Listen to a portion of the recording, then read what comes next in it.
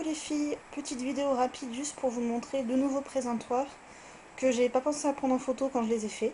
Donc soit j'en referai un, soit je vous explique là et si ça vous suffit ma foi ça vous suffira. Donc j'ai fait un présentoir pour les bracelets donc, qui ressemble à ça. J'ai utilisé en fait un bloc de polystyrène que j'ai recouvert d'un bout de tissu rose clair. Et donc j'ai attaché mes bracelets, je les ai accrochés comme ça.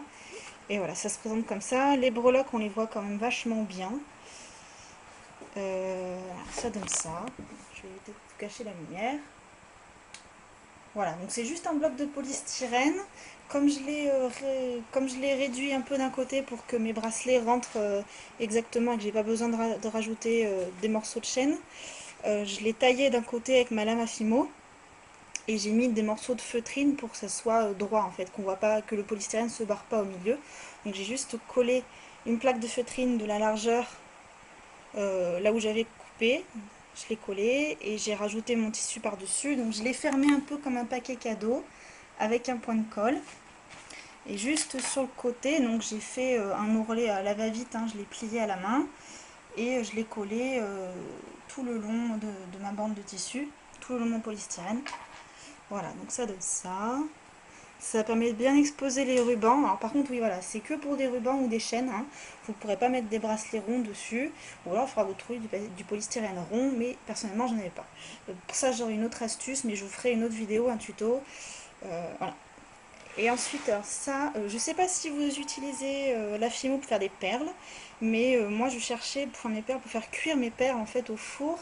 Je sais pas si vous voyez à quoi ça ressemble, normalement c'est métallique, ça a cette forme là, il y a des dents sur le dessus et on peut poser les tiges avec les perles dessus. Je me suis fabriqué le mien, comme ça, voilà. Donc ça c'est une chute de bois, du bois de ma cuisine en fait. Je me suis fait ma cuisine, j'ai acheté du bois chez Ikea, enfin j'ai acheté du bois, j'ai acheté, voilà, ça ressemble à ça, hein. Hop, voilà.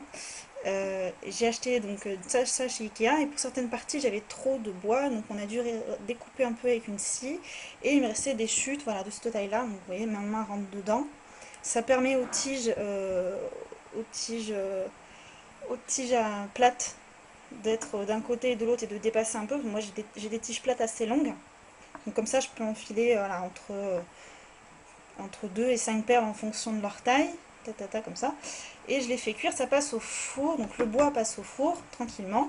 Et en fait, ce que j'ai utilisé pour les dents, donc chercher une technique. Alors au départ, j'avais pensé à un râteau, à des peignes. Je me suis dit, le râteau, ça va être trop gros, le peigne, il va fondre.